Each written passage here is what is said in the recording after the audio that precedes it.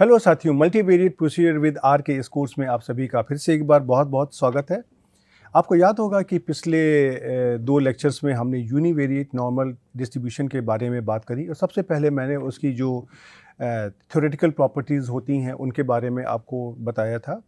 और उसके बाद पिछले लेक्चर में हमने उन प्रॉपर्टीज़ का इस्तेमाल करते हुए हम आर सॉफ्टवेयर में अपने नॉर्मल डिस्ट्रीब्यूशन के जो भिन्न भिन्न तरह के कार्य होते हैं उनको कैसे करते हैं इसके बारे में बात करी थी। अब आज हम इस लेक्चर में अपने यूनिवेरिएट के कॉन्सेप्ट को इस्तेमाल करते हुए हम उसको बाईवेरिएट और फाइनली मल्टीवेरिएट में कन्वर्ट करने की कोशिश करेंगे। इसके पहले कि मैं आगे बढ़ूं, मैं आपको ये बताना चाहूँगा कि मल्टीवेरिएट नॉर्मल डिस्ट्रीब्यूशन अपने में एक बहुत बड़ा टॉपिक है और इसके अंदर बहुत सारी चीज़ें होती हैं, बहुत सारे कॉन्सेप्ट्स होते हैं, बहुत सी अलजेब्रा होती है और उस सब हमारी वेक्टर्स और मैट्रिसेस के ऊपर बेस्ड होती है। हमारा ऑब्जेक्टिव यहाँ पे चूँकि ये है कि मुझे मल्टीवेरिएट नॉर्मल डिस्ट्रीब्यूशन के कॉन्सेप्ट को आगे अपने मल्टीवेरिएट प्रोसीजर्स में इस्तेमाल करना है। तो हम यहाँ पे आपको खाली उतनी ही इन्फॉर्मेशन देने की कोशिश करेंगे जितनी हमको आवश्यकता आगे पड़ने वाली है। और यहाँ पे हम आपको ब्रीफली ये भी बताएंगे कि किस प्रकार से हम यूनिवेरिएट को बाईवेरिएट और मल्टीवेरिएट में कन्वर्ट करने की कोशिश करते हैं और साथ में उनको अपने हम उस आर सॉफ्टवेयर में किस प्रकार से इम्प्लीमेंट करते हैं कि अगर मुझको जैसे उदाहरण के लिए यूनिवेरिएट नॉर्मल डिस्ट्रीब्यूशन में अगर रैंडम नंबर जनरेट करने हैं तो मैंने उसका कमांड पाया था आर नॉर्म। उसी तरह से अगर मुझको मल्टीवेरिएट नॉर्मल डिस्ट्रीब्यूशन में अगर रैंडम नंबर जनरेट करने हैं तो उसको किस प्रकार से किया जाए। तो चलिए हम इस लेक्चर में इस टॉपिक की बात करते हैं और देखते हैं कि हम इसमें से क्या-क्या कर सकते हैं और आप उसको कैसे सीखते हैं। चलिए हम इस लेक्चर को आरंभ करते हैं। जिस प्रकार से यूनिवेरिएट नॉर्मल डिस्ट्रीब्यूशन में हमने नॉर्मल डिस्ट्रीब्यूशन की बात करी थी और वहाँ पे हमने ये देखा था कि हमारे पास जो डिस्ट्रीब्यूशन होता है वो हमारा इस प्रकार से होता है जिसके दो पैरामीटर्स होते हैं म्यू और सिग्मा स्क्वायर। अब आप ये सोचिए कि अगर हम इस डिस्ट्रीब्यूशन को अगर हम बाईवेरिएट केस में एक्सटेंड करते हैं अर्थात हम अब हमारे पास यहाँ पे दो वेरिएबल्स हैं। अगर हम कहते हैं कि x हमारा यहाँ पे नॉर्मल म्यू सिग्मा स्क्वायर था तो अब हमारे पास एक बाईवेरिएट रैंडम वेक्टर है xy। इसके हमारा डिस्ट्रीब्यूशन क्या क्या होगा और इसके अंदर हमारा किस प्रकार से कॉन्सेप्ट आएंगे। तो आप अगर समझने की कोशिश करिए तो अब यहाँ पे हमारे पास जो भी हैं म्यू के सापेक्ष में दो पैरामीटर होने चाहिए, म्यू1 और म्यू2। और सिग्मा स्क्वायर को अगर हम जनरलाइज करने की कोशिश करते हैं तो एक तो हमारा वेरिएंस होगा एक्स और वाई का, सपोज हम कह देते हैं सिग्मा 1 स्क्वायर सिग्मा 2 स्क्वायर। इसके अतिरिक्त भी क्या कुछ होना चाहिए। इसके अतिरिक्त हमारे यहाँ पे इसके एक्स और वाई के बीच में जिस प्रकार का हमारा कोवेरिएंस हो रहा है उसका भी टर्म आना चाहिए। तो यहाँ पे हमारा बेसिकली जो कोवेरिएंस ऑफ एक्स और वाई का टर्म आना चाहिए जिसको हम यहाँ पे रो इंटू सिग्मा 1 इंटू सिग्मा 2 के फॉर्म में लिख सकते हैं, राइट।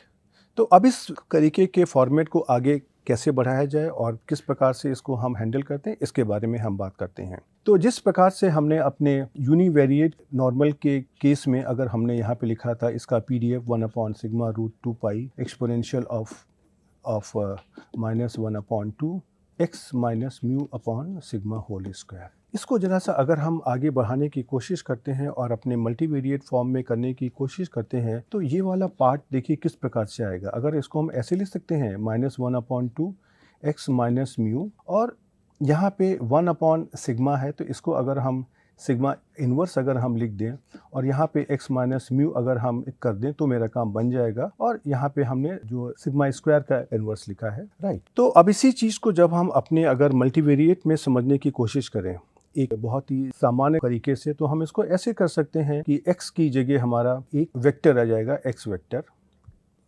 और म्यू की जगह हमारा एक म्यू वेक्टर हो सकता है और सिग्मा स्क्वायर की जगह जिस प्रकार से हमने इस मैट्रिक्स की बात करी है इसको अगर हम एक सिग्मा के फॉर्मेट में अगर हम लिख दें तो इसको हम यहाँ पे सिग्मा इन्वर्स लिख सकते हैं और यहाँ पे हम इसको x माइनस म्यू वेक्टर कर सकते हैं और यहाँ पे अगर हम ट्रांसपोज लगा देंगे पहले वाले x माइनस म्यू में तो ये हमारी स्केलर क्वांटिटी बन जाएगी, राइट। और उसी तरीके से अगर हम अपने इस 1/σ√2π के टर्म को भी एडजस्ट कर दें अगर हम अपने मल्टीवेरिएट फॉर्म में, तो ये हमारा एक यूनिवेरिएट नॉर्मल डिस्ट्रीब्यूशन का एक मल्टीवेरिएट फॉर्मेट बन जाएगा। तो यहाँ पे हम चलिए सबसे पहले अपने इस बाईवेरिएट नॉर्मल डिस्ट्रीब्यूशन की बात करते हैं। तो बाईवेरिएट नॉर्मल डिस्ट्रीब्यूशन में आप अगर देखेंगे तो आपके कौन कौन से पैरामीटर्स होंगे। एक तो हमारा होगा, अगर हम कहते हैं कि हमारे पास दो रैंडम वेरिएबल्स हैं x और y, और इनका हमारा जॉइंट प्रोबेबिलिटी डेंसिटी फंक्शन हमारा बाईवेरिएट नॉर्मल डिस्ट्रीब्यूशन है, तो उसमें से हमारे दो वेरिएबल्स होंगे x और y, उनकी वैल्यूज़ होंगी स्मॉल x और स्मॉल y, और x और y के हमारे मीन होंगे म्यू x और म्यू y, और x और y के हमारे वेरिएंसेस या स्टैंडर्ड डेविएशन अगर हम लिखना चाहें तो सिग्मा x और सिग्मा y होंगे। और साथ ही साथ x और y के जो बीच का आपस में संबंध है, उनका जो जॉइंट वेरिएशन है, उसको दिखाने के लिए हमारे पास यहाँ पे एक और पैरामीटर होगा जो हमारा x और y के बीच का कॉरिलेशन कोएफिशिएंट है रो, राइट। तो अपने इसी फॉर्मेट में अगर हम इस यूनिवेरिएट को बाईवेरिएट के केस में अगर हम इंक्रीज़ करने को अगर हम आगे बढ़ाने की कोशिश करते हैं, तो हमने जैसे यहाँ पे x और म्यू के बारे में बात करी है, यहाँ पे अगर हम x y वेक्टर कर दें ट्रांसपोज, और सिग्मा इन्वर्स की जगह हमारा sigma x square sigma y square और रो सिग्मा x सिग्मा y, और यहाँ पे होल इन्वर्स, और यहाँ पे हमारा x और y आ जाएगा। आप इसको अगर हल करने की कोशिश करते हैं तो आपको कुछ इस तरह के टर्म मिल जाएगा जो हमने यहाँ पर इस ब्रैकेट के अंदर, कर्ली ब्रैकेट के अंदर मैंने लिखा हुआ है। तो जो आप इसको जब सॉल्व करेंगे आगे, तो आपका जो बाईवेरिएट नॉर्मल डेंसिटी फंक्शन का जो भी प्रोबेबिलिटी डेंसिटी फंक्शन है, जो उसका जॉइंट प्रोबेबिलिटी डेंसिटी फंक्शन है, वो इस फॉर्मेट का आ जाएगा। ये हमारा होगा 1/2π sigma x sigma y square root of 1 minus rho square, और एक्सपोनेंशियल के अंदर हमारा -1/2 1 माइनस रो स्क्वायर, और इस ब्रैकेट के अंदर x minus mu x square upon sigma x square plus y minus mu y whole square upon sigma y square minus twice of rho x minus mu x y minus mu y divided by sigma x sigma y आ जाएगा। और इसके अंदर हमारा जो mu x और mu y है, ये हमारे माइनस इन्फिनिटी और प्लस इन्फिनिटी के बीच में लाई करेंगे। ये जो हमारे पैरामीटर्स हैं, सिग्मा x और सिग्मा y हमारे पॉजिटिव वैल्यूज़ हैं, तो ये हमारे ग्रेटर देन 0 होंगे। और कॉरिलेशन कोएफिशिएंट के बारे में आपको पता है कि ये -1 और 1 के बीच में लाई करता है। और यहाँ पे x और y की भी जो रेंज है, ये हमारी माइनस इन्फिनिटी और प्लस इन्फिनिटी के बीच में होगी। तो ये हमारा बाईवेरिएट नॉर्मल डिस्ट्रीब्यूशन का जॉइंट प्रोबेबिलिटी डेंसिटी फंक्शन है, राइट। और इसके द्वारा अगर हम अपने मार्जिनल डिस्ट्रीब्यूशन को निकालने की कोशिश करेंगे, तो मार्जिनल डिस्ट्रीब्यूशन हमारे पास यहाँ पे दो तरीके के होंगे, एक x का और एक y का। तो आपको पता है कि अगर हम मार्जिनल डेंसिटी फंक्शन ऑफ अगर x निकालना चाहते हैं, तो हमको y की रेंज में, अर्थात माइनस इन्फिनिटी से infinity f of x y, और यहाँ पे मुझको डी वाई, इस इंटीग्रल को सॉल्व करना पड़ेगा। तो अगर हम इस इंटीग्रल को सॉल्व करेंगे, देन आप ये देख सकते हो कि marginal density function of x हमारा कितना आ जाएगा। ये भी हमारा एक नॉर्मल आ जाएगा, जिसके हमारे दो पैरामीटर होंगे म्यू x और वेरिएंस होगा सिग्मा x स्क्वायर। उसी प्रकार से अगर हम y रैंडम वेरिएबल का भी अगर हम मार्जिनल डेंसिटी फंक्शन निकालेंगे, तो ये भी हमारा नॉर्मल डिस्ट्रीब्यूशन आ जाएगा, और इसका मीन हमारा म्यू y और वेरिएंस सिग्मा y स्क्वायर होगा, राइट। तो आप ये देख सकते हैं कि अगर x और y हमारा अगर जॉइंटली नॉर्मल अगर है, तो उसका जो मार्जिनल डिस्ट्रीब्यूशन भी होगा हर एक वेरिएबल का,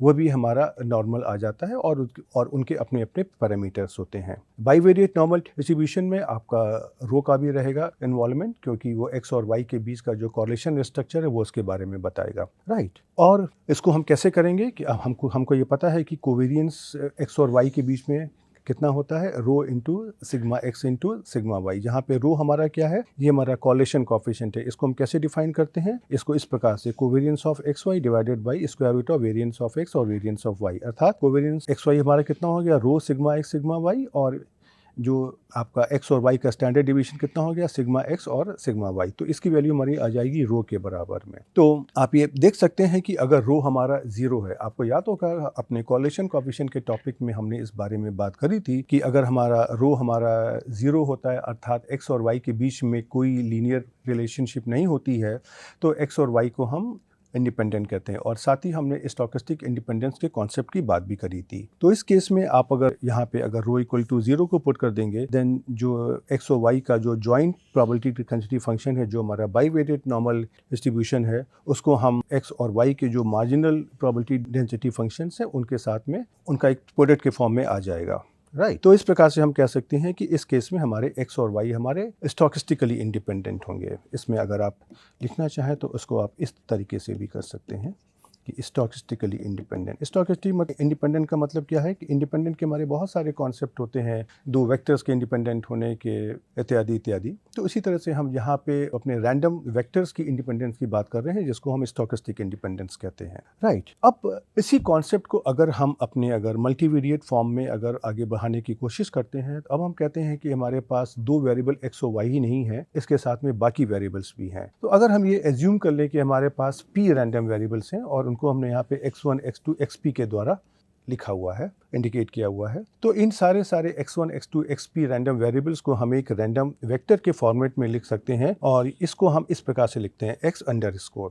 और तो ये हमारा एक वेक्टर हो गया। ये वेक्टर हमारा मैट्रिक थ्योरी वाला वेक्टर है, ये आपको ध्यान में रखना है। तो ये हमारा p/1 का एक वेक्टर हो गया, और जिसको हम इस प्रकार से x1, x2, xp ट्रांसपोज के फॉर्म में भी लिख सकते हैं। और जो भी हमारे इस रैंडम वेक्टर की x की स्पेस क्या होगी, वो हमारे n ट्यूपल्स का सेट होगा। तो अब आपने देखा कि हमने अपने यूनिवेरिएट रैंडम वेरिएबल को बाईवेरिएट में कन्वर्ट किया, और बाईवेरिएट से हमने उसको मल्टीवेरिएट में कन्वर्ट कर दिया, राइट। अब हम अगर बात करते हैं कि अगर हमको मान लीजिए कुछ इस प्रकार का करना अगर है कि अगर हम अपने इस रैंडम वेक्टर को अगर हम दो हिस्सों में अगर हम डिवाइड करना चाहते हैं, x1 और x2, तो ये भी x1 और x2 ये हमारे दोनों सब वेक्टर्स हैं, राइट। तो इनका लेकिन इनका जो टोटल नंबर ऑफ वेरिएबल्स हमारे यहाँ पर कितने हैं, p। तो मैंने यहाँ पे क्या किया है, इस प्रकार से कार्य किया है कि मैंने यहाँ पे x1, x2 और से q तक के वेरिएबल लिए, और xq+1 up to here xp, ये जो वेरिएबल्स थे इनको मैंने दो हिस्सों में यहाँ से बांट दिया। इसको मैंने कह दिया कि ये हमारा x1 सब वेक्टर है और ये हमारा x2 सब वेक्टर है, राइट। तो अगर हम ऐसा अगर लिखते अगर हैं, तो हमारा जो अगर हम इसका कहते हैं कि हमारा x का डिस्ट्रीब्यूशन हमारा अगर नॉर्मल म्यू सिग्मा है, तो इसका देखिए हम इस प्रकार से इंटरप्रेशन करते हैं। ये जो लिखा है n, ये तो दिखाई पड़ रहा है नॉर्मल, और ये जो p लिखा हुआ है ये हमको डायमेंशन दिखा रहा है, अर्थात कि हमारे पास ये कितने रैंडम वेरिएबल्स हैं। तो हमने यहाँ पे p रैंडम वेरिएबल्स लिए हैं, तो इसको हम कहते हैं ये हमारा p dimensional multivariate normal distribution है।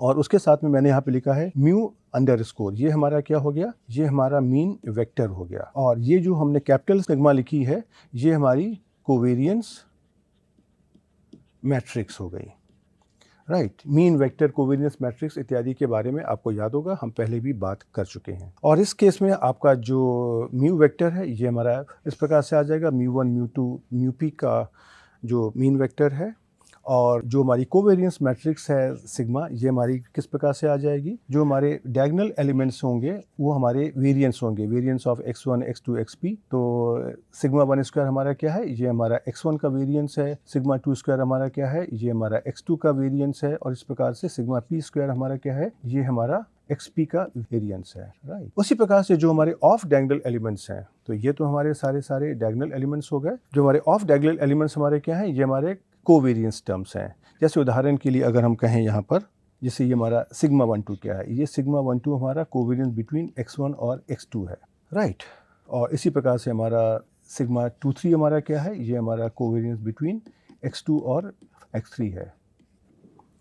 इस प्रकार से हम अपने इस कोवेरियंस मैट्रिक्स को लिखते हैं, राइट। और इस कोवेरियंस मैट्रिक्स को भी अगर हम अपने इस x1 और x2 का जो हमने पार्टीशन किया है उस फॉर्मेट में अगर लिखना चाहें, तो हम यहाँ पे अपने म्यू वेक्टर को भी दो हिस्सों में डिवाइड कर सकते हैं। तो पहले हिस्से में हमारे पास q एलिमेंट्स होंगे, और दूसरे पार्ट में हमारे पास p-q एलिमेंट्स होंगे। तो म्यू वेक्टर को हमने अपने दो हिस्सों में डिवाइड कर लिया, μ1 सब वेक्टर, इसका ऑर्डर हमारा है Q×1 और ये mu2 सब वेक्टर जिसका ऑर्डर हमारा है P-Q×1, राइट। उसी तरीके से हमने अपनी इस सिग्मा मैट्रिक्स को भी हमने यहाँ पे 4 हिस्सों में डिवाइड कर लिया है। तो जो हमारी सिग्मा 1 1 है, ये हमारा जो भी x1 सब वेक्टर है ये उसकी कोवेरियंस मैट्रिक्स हो गई, और सिग्मा 2 2 हमारा जो भी हमारा x2 सब वेक्टर है ये उसकी कोवेरियंस मैट्रिक्स हो गई, और सिग्मा 1 2 हमारा x1 और x2 सब वेक्टर्स के बीच में कोवेरियंस मैट्रिक्स हो गई। इस प्रकार से हम इनको यहाँ पर लिख सकते हैं। और अगर हम अपने इस नॉर्मल डिस्ट्रीब्यूशन में अगर हम एक्सपेक्टेड वैल्यू ऑफ x अगर निकालेंगे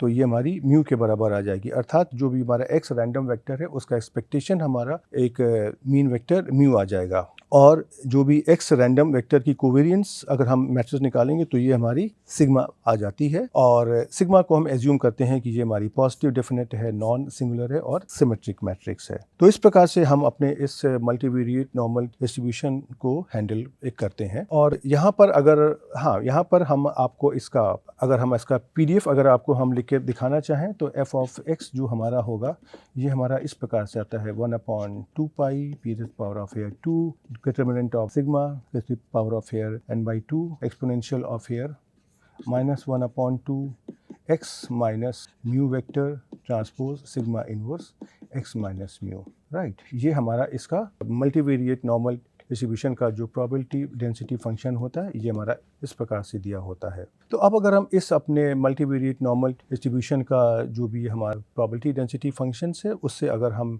एक सब वेक्टर का अगर हम मार्जिनल डिस्ट्रीब्यूशन फंक्शन निकालते हैं, जैसे कि हमने अपने x को जो यहाँ पर हमने 2 हिस्सों में डिवाइड किया है x1 और x2 सब वेक्टर्स में, तो अगर हम x1 का अगर हम मार्जिनल डिस्ट्रीब्यूशन निकालते हैं तो ये हमारा नॉर्मल डिस्ट्रीब्यूशन आ जाता है। इसका मीन वेक्टर हमारा होता है mu1 और कोवेरियंस मैट्रिक्स हमारी होती है सिग्मा 1 1। और उसी प्रकार से अगर हम अपने x2 सब वेक्टर का अगर हम मार्जिनल डिस्ट्रीब्यूशन निकालेंगे तो ये हमारा भी नॉर्मल डिस्ट्रीब्यूशन आ जाएगा। इसके पैरामीटर्स हमारे होंगे mu2 सब वेक्टर जो हमारा मीन वेक्टर है, और सिग्मा 2 2 जो हमारे x2 वेक्टर की कोवेरियंस मैट्रिक्स है। अब जब हम अपने जॉइंट डिस्ट्रीब्यूशन की बात कर रहे हैं तो आपको याद होगा जब हमने जॉइंट प्रोबेबिलिटी डेंसिटी फंक्शन की बात करी थी वहाँ पर हमने मार्जिनल के साथ में कंडीशनल डिस्ट्रीब्यूशन की भी बात करी थी। तो यहाँ पर हम आपको मार्जिनल के साथ में कंडीशनल डिस्ट्रीब्यूशन के बारे में भी बताना चाहते हैं अपने सब वेक्टर्स के फॉर्म में।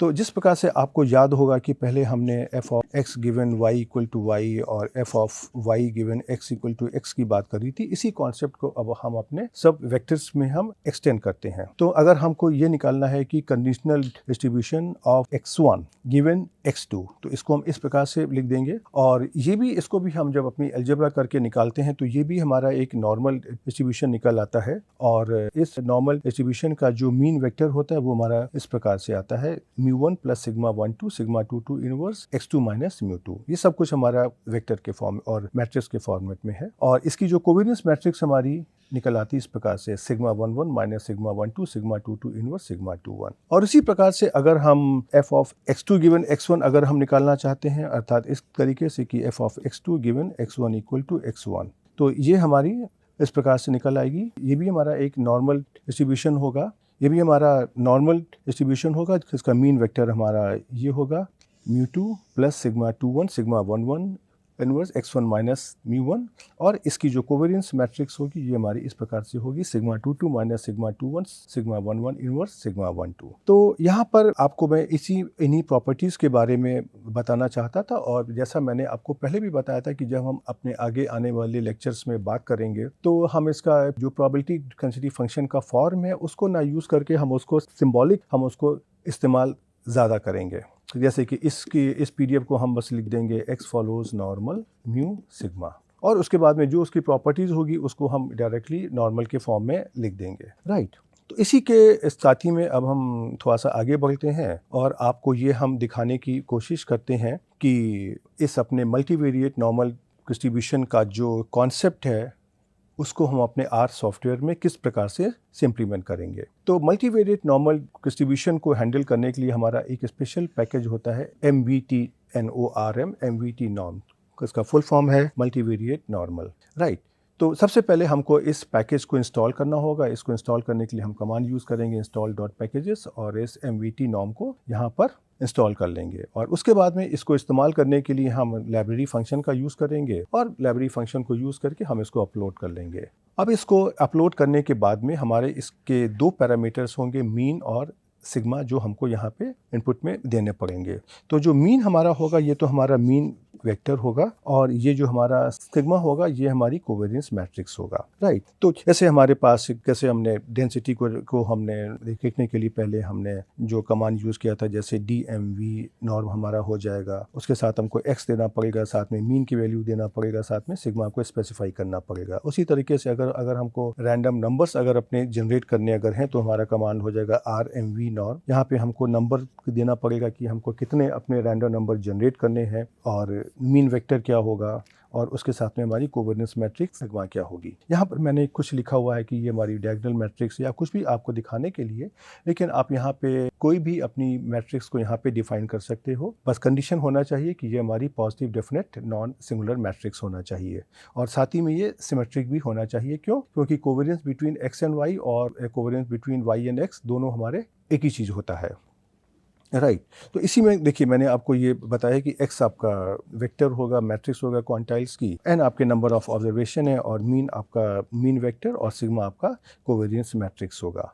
तो चलिए हम आपको यहाँ पे कुछ एक उदाहरण करके दिखाते हैं कि किस प्रकार से आप इन नंबर्स को समझने की कोशिश करेंगे, ख़ास तौर पे जब हम रैंडम नंबर्स को जनरेट करते हैं। तो यहाँ पे अगर हम मान लीजिए अगर हम रैंडम नंबर जनरेट करना चाहते हैं अपनी एक बाईवेरिएट डिस्ट्रीब्यूशन से, तो बाईवेरिएट में क्या होगा, आपके x और y दो वेरिएबल्स होंगे और उसके लिए आपको यहाँ पे μ1 और μ2 को डिफाइन करना पड़ेगा और साथ ही में आपको सिग्मा को आपको डिफाइन करना पड़ेगा। जैसे मैंने यहाँ पे लिया हुआ है इसके जो डायगोनल मैट्रिक्स है और इसके एलिमेंट्स हमारे हैं 2 और 3 और ये दोनों हमारे इंडिपेंडेंट हैं। आप यहाँ पे कोई और वैल्यू भी ले सकते हैं, लेकिन हमारा ऑब्जेक्टिव यहाँ पर ये है कि आपको दिखाना कि जो आपके रैंडम नंबर्स यहाँ से जनरेट होंगे वो आपके किस प्रकार से आपके जनरेट होंगे, राइट। तो अब आप ये बताइए कि अगर हम कहें कि x और y हमारे बाईवेरिएट रैंडम वेरिएबल्स हैं, इसके ऊपर अगर हमको कोई भी अपना ऑब्जर्वेशन लेना है तो हर एक ऑब्जर्वेशन में हमारे पास दो वैल्यूज़ होंगी। जैसे अगर हम कह दें कि x हमारा है हाइट और y हमारा है वेट, तो यहाँ पे हमारे जो भी पहली वैल्यू होगी सपोज 150 सेंटीमीटर, वेट हमारा 50 किलो हो गया। दूसरा ऑब्जर्वेशन हमारा मान लिए 160 सेंटीमीटर और इसका वेट हमारा 55 किलो हो गया। इस तरह के हमारे पास ऑब्जर्वेशंस आएंगे, राइट। तो अब हम यहाँ पे देखते हैं कि किस प्रकार से इसको देखा जाएगा। तो हम यहाँ पे कमांड यूज़ करते हैं RMV नॉर्म n=2 और मीन को मैंने यहाँ पे दे दिया एक कॉलम वेक्टर के द्वारा 10 और 20 और सिग्मा मैट्रिक्स को मैंने एक डायगोनल मैट्रिक्स के फॉर्म में डिफाइन कर दिया। इसके द्वारा अब आप देखोगे कि जब आप एग्जीक्यूट करोगे तो आपको इस प्रकार का आउटपुट मिलेगा। तो इसमें से क्या आपका है कि आपका ये जो ऑब्जर्वेशंस आए हैं आपको इसको समझना है कि ये किस प्रकार से ऑब्जर्वेशन आए हैं। तो ये आपका ऑब्जर्वेशन नंबर 1 है और ये आपका ऑब्जर्वेशन नंबर 2 है, राइट। और इसी प्रकार से अगर हम इसी डिस्ट्रीब्यूशन में अगर हम 5 ऑब्जर्वेशन को अगर हम जनरेट करना चाहते हैं तो हम यहाँ पे कर देंगे n=5 और यहाँ पे आप देखोगे कि ये हमारा पहला ऑब्जर्वेशन है, ये हमारा दूसरा ऑब्जर्वेशन है, ये हमारा तीसरा ऑब्जर्वेशन है, ये हमारा चौथा ऑब्जर्वेशन है और ये हमारा 5वां ऑब्जर्वेशन है। तो इस प्रकार से आप अगर देखोगे तो आपको इस तरीके से यहाँ पर आपको ऑब्जर्वेशन मिलते जाएंगे। और देखिए यही आपका इसका स्क्रीन शॉट भी है जो मैंने आपको यहाँ पर दिखाने की कोशिश करी है। अब हम यहाँ पे सबसे पहले आपको ज़रा सा इन रैंडम नंबर जनरेशन का जो कार्य है इसको हम अपने इस R सॉफ्टवेयर में करके दिखाते हैं। अब चलिए हम यहाँ पे एज्यूम करते हैं कि हमको नहीं पता है कि हमारे इस कंप्यूटर में रैंडम नंबर जनरेशन के लिए MVT नॉर्म का पैकेज अवेलेबल है कि नहीं है। तो सबसे पहले चलिए हम लाइब्रेरी को हम करते हैं। हम ये मानते हैं कि हमारे पास ये पैकेज है। तो देखिए इसने कह दिया एरर, इसका मतलब कि हमारे में ये पैकेज यहाँ पर इंस्टॉल नहीं है। तो अब अगर पैकेज को इंस्टॉल करना है तो आपके लिए तो बहुत ही आसान काम है ये। आपने देखिए आपने इसको इंस्टॉल डॉट पैकेज कर दिया और किस तरीके से आपने पहले पैकेज को इंस्टॉल किया था, फिर देखिए पैकेज यहाँ पर खुद ब खुद इंस्टॉल हो जाएगा, राइट। और उसके बाद में जब ये पैकेज इंस्टॉल हो जाता है उसके बाद में आप अपने जो भी मल्टीवेरिएट नॉर्मल डिस्ट्रीब्यूशन से जो रिलेटेड जो भी कमांड्स हैं आप उनको बहुत आराम से आप उनको एग्जीक्यूट कर सकते हैं, राइट। तो देखिए ये आपने यहाँ पे किया, ये ऐसा क्यों हुआ? क्योंकि आपने यहाँ पे लाइब्रेरी को यूज़ नहीं किया है। तो इसलिए जब आपने पैकेज इंस्टॉल किया है उसके बाद में आपको लाइब्रेरी को भी तो करना चाहिए, राइट। तो देखिए इस तरह की समस्याएं जब आपके सामने आती हैं तो आपको घबराने की ज़रूरत नहीं है, बल्कि आपको देखना है कि आपने पहले कहाँ गलती करी, और ये बहुत ही कॉमन मिस्टेक्स हैं ये। अब हम यहाँ से जब अपना रैंडम नंबर को जनरेट करेंगे तो इसने हमको देखिए यहाँ पे रैंडम नंबर को जनरेट कर दिया। और इसी को अगर हम यहाँ पे अगर हम कहते हैं कि हमको 2 की जगह मेरे को यहाँ पे 10 ऑब्जर्वेशंस अगर बढ़ने करने हैं तो देखिए इस प्रकार से आ गया। और इसी में अगर मुझको मान लीजिए कि अगर हम कहते हैं हमारे पास 3 वेरिएबल्स हैं, तो मैंने यहाँ पे कर दिया 10, 20, 30, क्योंकि आपके पास 3 वेरिएबल्स होंगे, और यहाँ पर मैंने इसमें से कर दिया 2, 3, 4। अब अगर आप इंटर करेंगे तो देखिए आपको 10 ऑब्जर्वेशन मिल गए। लेकिन अब आपको कैसे रीड करना है, ये आपका पहला ऑब्जर्वेशन है, क्योंकि यहाँ पे आपके पास 3 वेरिएबल है। तो पहले वेरिएबल पे ये ऑब्जर्वेशन है, दूसरे पर ये है, और तीसरे वेरिएबल का पहला ऑब्जर्वेशन ये है। तो ये जो आपका पूरा डेटा वेक्टर आएगा, ये आपका पहला ऑब्जर्वेशन आपका होगा। राइट। तो देखा आपने कि यहाँ पर इस आर सॉफ्टवेयर में इस नॉर्मल डिस्ट्रीब्यूशन को एग्जीक्यूट करना और इसके जो भी हमारे रैंडम नंबर वेरिएबल्स हैं उनको जनरेट करना बहुत ही आसान हो गया है। और बस आपको खाली इसी जो RMV नॉर्म पैकेज है, खाली इसी को तो आपको इंस्टॉल करना है। और ये आप देखोगे कि जब भी आप कभी मल्टीवेरिएट के केस में आओगे तो आपको यूजुअली मल्टीवेरिएट ऐसा चीज़ है जिसको हर इंसान को इसकी आवश्यकता नहीं पड़ती है। तो इसलिए ये हमारे बेस पैकेज में बहुत सारे पैकेजेस नहीं होते हैं, लेकिन हमको जिस प्रकार का कार्य करना है हम उस हिसाब के जो पैकेज हैं उनको इंस्टॉल कर लेंगे और उस हिसाब से काम करते जाएंगे। उससे बड़ी बात होती है कि मल्टीवेरिएट नॉर्मल में या कोई भी हमारे जो भी मल्टीवेरिएट प्रोसीजर्स होते हैं उसमें हमारा डेटा किस प्रकार से जनरेट हो रहा है, ये समझना बहुत इम्पॉर्टेंट है। ऐसे मैंने पहले वाले केस में 2 ऑब्जर्वेशन जनरेट किए बाईवेरिएट नॉर्मल से, तो आपके पास 4 वैल्यूज़ आ गई। अब उसको आपको रो वाइज पढ़ना है कि कॉलम वाइज पढ़ना है, ये भी आपको समझना पड़ेगा। राइट। तो इस तरह की आपको थोड़ी सी इसकी आदत डालनी पड़ेगी और थोड़ी सी प्रैक्टिस करना पड़ेगा। और मैंने आपको यहाँ पे मल्टीवेरिएट नॉर्मल के बारे में सिर्फ उतनी ही इन्फॉर्मेशन दी है जितना मुझे आगे काम पड़ने वाली है। लेकिन डेफिनेटली आप अगर मल्टीवेरिएट प्रोसेस में या जो मल्टीवेरिएट प्रोसीजर्स को अगर आप और भी सीखना चाहते हैं तो ये अच्छा होता है कि अगर आपको मल्टीवेरिएट नॉर्मल डिस्ट्रीब्यूशन के बारे में कुछ इन्फॉर्मेशन और भी होनी चाहिए। और अगर उसके बाद उसके अगर मैथमेटिकल ऑपरेशंस के बारे में भी इन्फॉर्मेशन है तो और अच्छी बात है। उसके लिए आपको क्या करना है, कोई भी एक मल्टीवेरिएट एनालिसिस की आप किताब को उठा लीजिए, वहाँ से जो यूजुअली पहला चैप्टर ही होता है मल्टीवेरिएट नॉर्मल डिस्ट्रीब्यूशन पे, उसके बाद देख लीजिए कि किस प्रकार से उसमें कार्य किया जाता है। आपको बहुत ज़्यादा डेप्थ में जाने की ज़रूरत नहीं है, क्योंकि हमारा कार्य यहाँ पे इतना पड़ेगा खाली कि हमारे जो भी वेरिएबल्स आएंगे उसमें हम एज्यूम करेंगे कि वो नॉर्मल म्यू सिग्मा को फॉलो करते हैं। तो आप इन कॉन्सेप्ट को देखिए और एक बार ज़रा सा आर सॉफ्टवेयर में भी हमारे मल्टीवेरिएट नॉर्मल डिस्ट्रीब्यूशन से संबंधित हमारे क्या क्या कमांड्स हैं उनको किस प्रकार से इस्तेमाल करते हैं उनको देखिए। और हम आपको अगले लेक्चर पर कुछ और प्रोबेबिलिटी डिस्ट्रीब्यूशन फंक्शन के बारे में बताने आएंगे। तब तक के लिए गुड बाय।